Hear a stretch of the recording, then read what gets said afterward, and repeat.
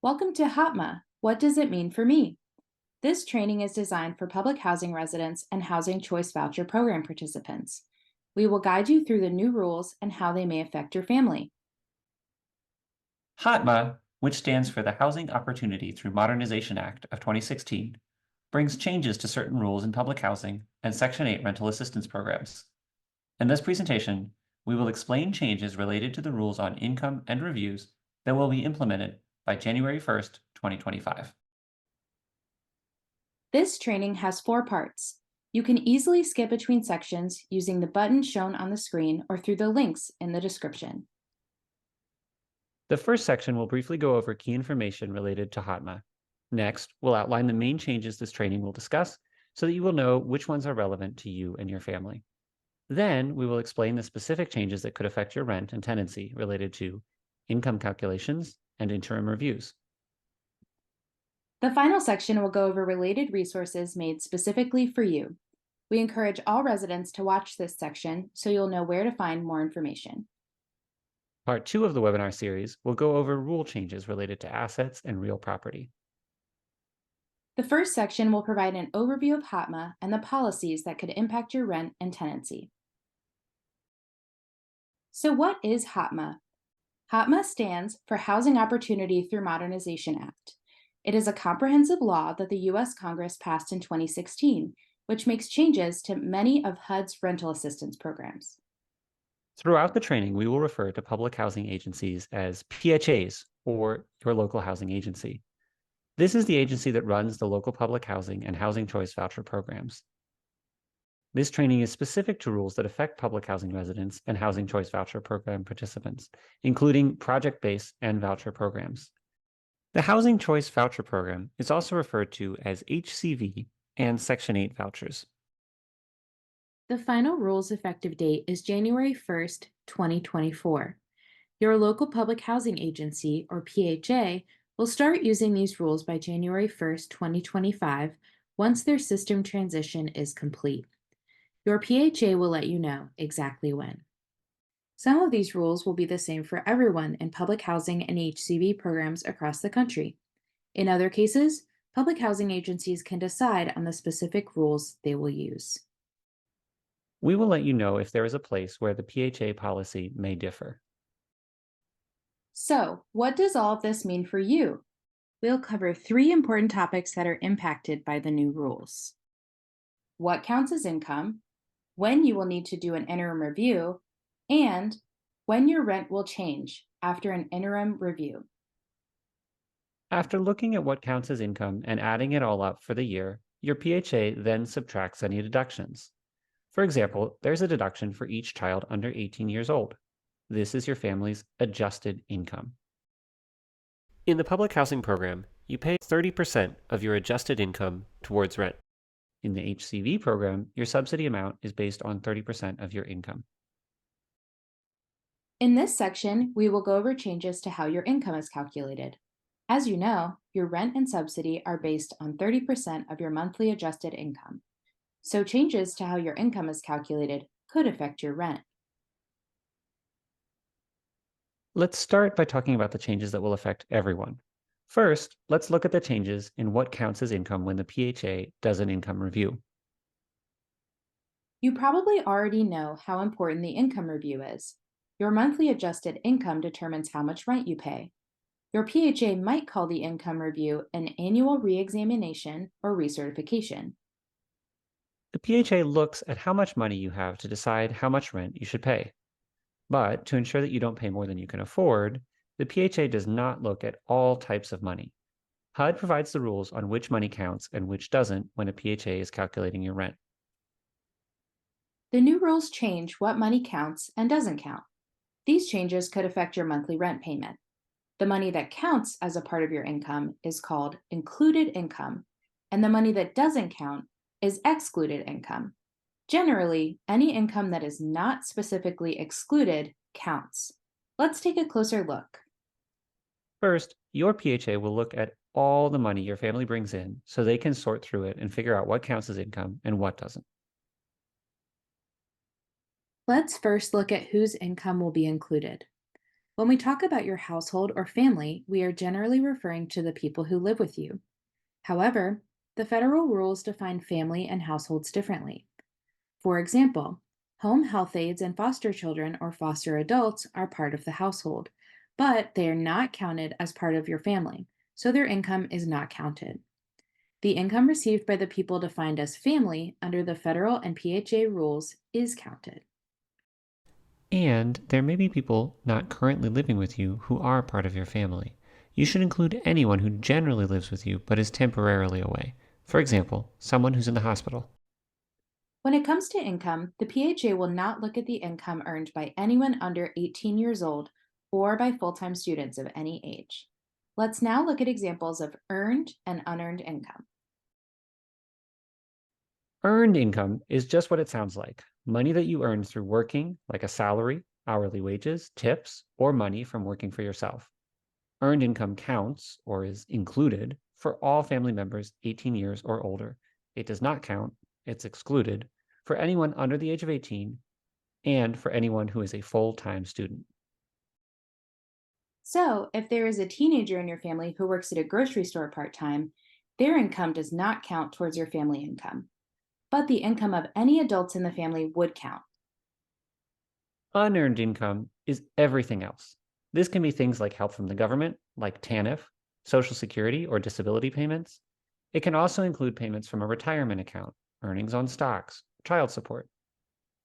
So, while the money your teenager earns working at the grocery store does not count towards your family income, any child support payments you receive on behalf of your child do count. The difference between earned and unearned income will also be important when we talk about interim reviews. So keep this in mind in the next section. Next, PHA staff will look to see if any of your income, earned or unearned, is excluded.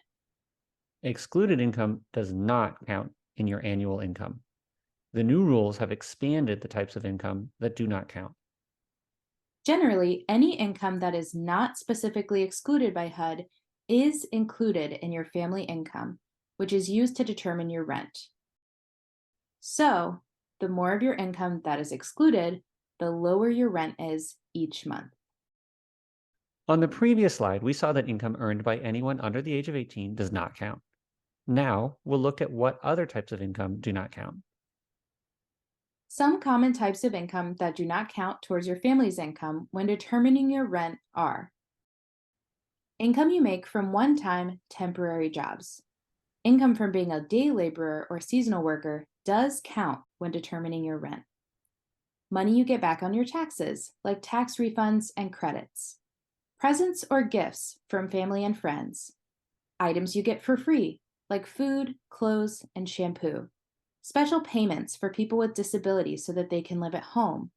More of these payments now qualify for an exclusion. Student financial aid, like loans or grants for school.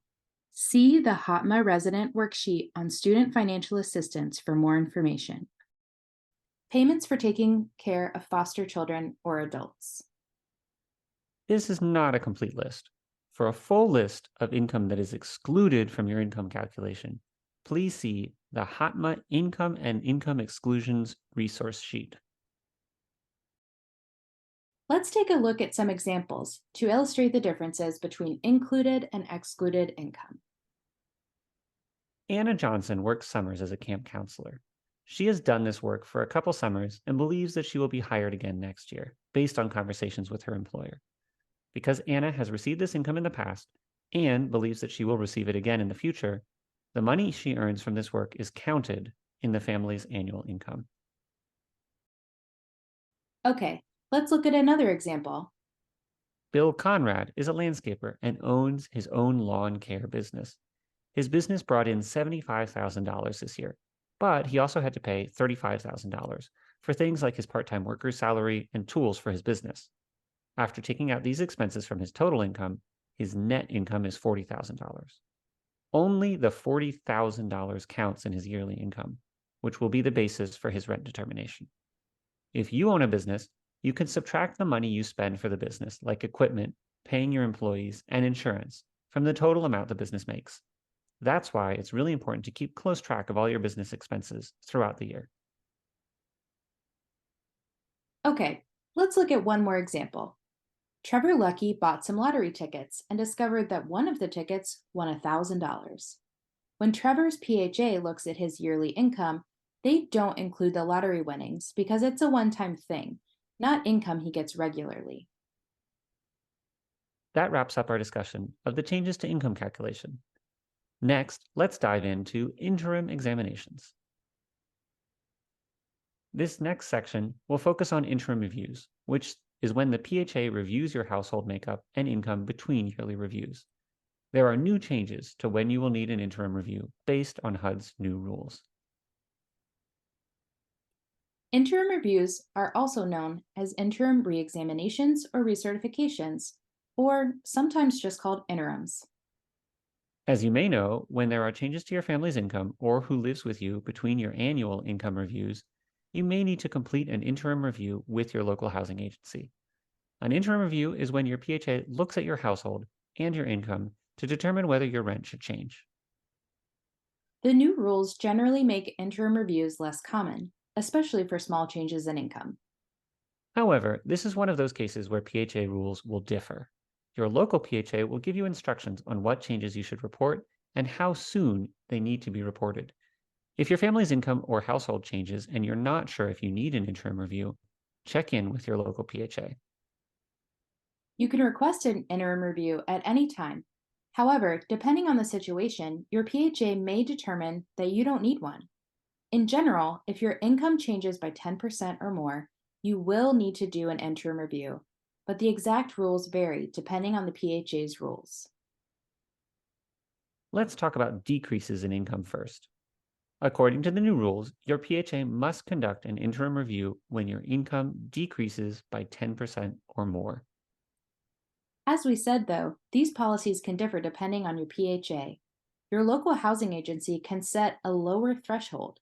For example, your PHA can set a policy to do interim reviews for income decreases of 5% or more. However, PHAs may not set the threshold higher than 10%. So, if your income decreases by more than 10% based on your PHA policy, make sure you report it as soon as possible. They will need to do an interim, and most likely, your rent will decrease. But what if your income increases? Good question. If your income goes up by 10% or more, you may need to do an interim review. This policy is the same for every PHA. It is always 10%. However, there are some cases where you won't have to do an interim, even for a large increase. One important factor is whether the increase in income is earned or unearned. Usually, the PHA will not do an interim review for an increase in earned income.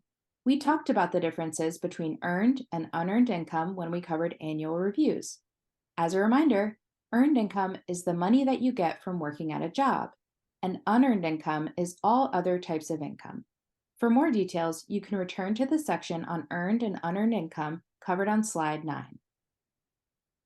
So, if your income goes up because you're making more money from a job, like you're working more hours or you got a raise, this is an increase in earned income. PHAs will usually not do interim reviews for increases in earned income. However, some PHAs will do an interim review for an increase in earned income if you had a previous interim review for a decrease. It's always best to check with the PHA if you're not sure. Let's talk about unearned income. An increase in unearned income of 10% or more will trigger an interim review. For example, receiving a new type of government assistance like TANF or an increase in child support. Some PHAs will have a policy to not do interim reviews for increases in the 3 months before an annual review. Remember, this only applies to increases in income. For decreases in income that are above the threshold, your PHA must conduct an interim review regardless of how soon your annual review is. That's important because a decrease in income should result in a decrease in your rent, which you would want to happen as soon as your income goes down. One important thing to remember is that these thresholds are cumulative, meaning that they add up over time. So, even if your income changes a little bit multiple times over the year, the changes could add up enough to require an interim review. These rules about when an interim review is done for an increase in income replace the Earned Income Disregard, or EID, rules. The Earned Income Disregard has been eliminated. However, families on EID as of 12/31/23 will be grandfathered in. This means that families who are receiving the EID benefit as of December 31st, 2023 will continue to receive the full benefit until their time frame expires. Because the EID lasts up to 24 consecutive months, no family will still be receiving the EID benefit after December 31st, 2025. Let's look at an example. Let's say your family's annual income review is in January. At that time, you were making $30,000 a year, or $2,500 a month, all from wages. In February, you started getting child support of $125 a month. Child support is considered unearned income. Now, this $125 a month is just 5% more than what you were making at your annual review in January. Since it's less than a 10% increase, you won't need to do an interim review. However, your PHA may still have a policy that requires you to report the change. If you are not sure, just ask the PHA. Then, in July, the court doubles the amount you receive. Now you receive $250 every month in child support. Even though the July increase on its own was below the 10% threshold, we need to look at all of your income increases since January. We will show the math on the next slide. So with both increases from February and July, you now have an increase of 10% in unearned income. In this case, it's likely that your PHA will do an interim review. Let's assume you report these changes on time in late July. The PHA then conducts the interim review in early August. If all your other income is the same and no one has moved out of your household, the PHA will provide 30 days notice of a rent increase. The change always takes place on the first of the month. So if the PHA gives you 30 days notice on August 15th, you will have the month of September to plan for that rent increase. The rent increase would go into effect on October 1st.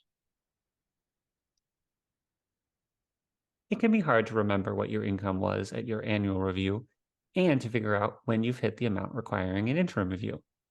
Your PHA may have given you this document, the Income Estimation Tool, to help. This tool is not required by HUD, but it can be helpful.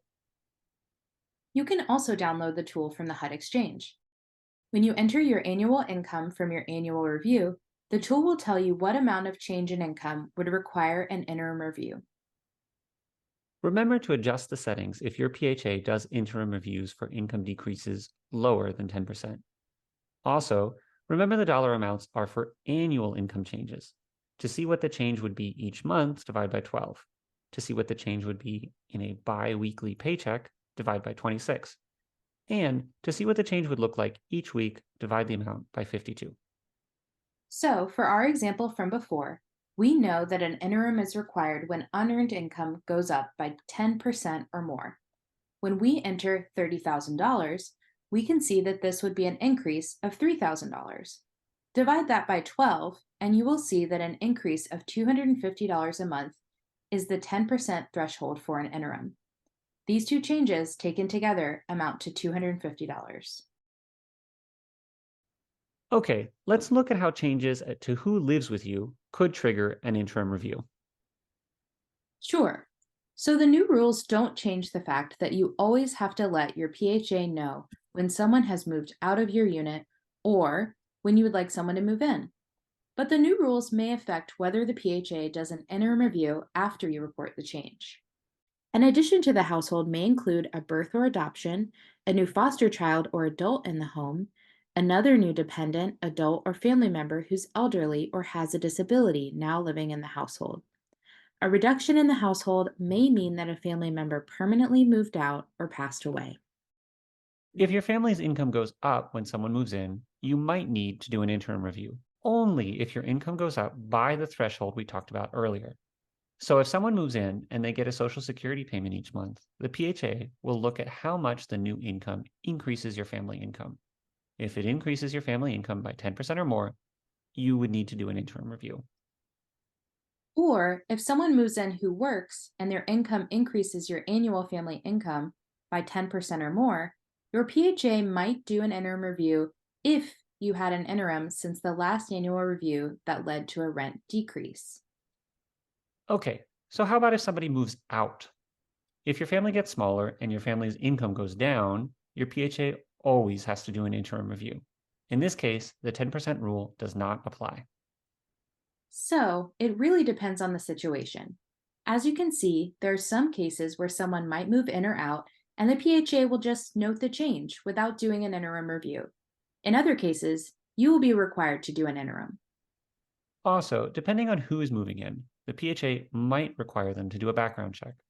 There are also cases where someone may live with you who is not technically a member of the family, but is a member of the household. This might be a live-in aide or a foster child. Your PHA will still make sure there is a record of them living in your unit, but they will not be included when the PHA calculates your income and rent payments. Okay, now that we understand the kind of changes that trigger an interim review, let's talk about when to report these changes and when any rent changes will take place. One quick rule of thumb is that you should always report as soon as you can. Every PHA requires residents to report any changes in a timely manner, but the exact time frame will differ. Your PHA will let you know what the specific time frame is, but generally you should report as soon as you know there's a change in your household or income. If your income goes down, you'll want your rent to decrease as soon as possible. If you report on time and will get a rent decrease, your lower rent will start on the first of the month after the event, say a job loss or decrease in hours. So, if your hours are cut on September 15th, your rent decrease would start October 1st. But if you report late, the PHA will not decrease your rent until the first rent period after the interim review. So, if the hours are cut on September 15th, but you don't report this to the PHA until October 25th, the interim review might take place in November, in which case your rent decrease would not go into effect until December 1st. PHAs may have a policy that allows them to retroactively apply a rent decrease if there was a qualifying reason for why you could not make the report on time. On the other hand, if your income goes up, you'll want as much notice as possible before a rent increase. If you report on time, the PHA must give you 30 days written notice before the rent increase can take effect at the beginning of the next month. So, if your income goes up on September 15th and you report it, your rent would go up starting November 1st. But if you report late, you will owe back rent for the difference between your new and old rent amounts. This will go back to the first of the month following when the change happened. So the rent increase would be retroactive to October 1st. HUD has a number of written resources to support you in understanding how these changes may impact your housing and rent. These resources are also meant to be useful for finding specific information and preparing for annual and interim reviews. There are two fact sheets written specifically for residents that provide information on HOTMA changes and have links to more information. They are on income calculation and reviews and health, medical, and childcare deductions. There are also two worksheets to help you organize documents and understand if and how your family may be impacted under the new rules related to interim reviews and student financial aid. These worksheets provide more details on information that the PHA will look at in these situations and where you can look for documentation. They provide space for you to record your family's information. The worksheet also allows you to input values and will automatically calculate the results. For example, you can calculate how much student financial aid will be excluded from your family's adjusted annual income. This is not an official or final determination, but it can be helpful in preparing to meet with your PHA. There is also the HOTMA Income and Assets training series and related resources for PHAs. We may have mentioned a couple of these resources already. For example, the HOTMA Income and Income Exclusions resource sheet includes the full list of excluded income, and the HOTMA Assets, Asset Exclusions, and Limitations on Assets resource sheet includes the full list of excluded assets. You can access all of these resources through the HOTMA page on the HUD Exchange. Thank you for participating in this training. We hope that the training and the related materials will be useful to you, your family, and your neighbors. Remember, you do not have to figure out this information on your own. If you have questions or need support, talk to your PHA.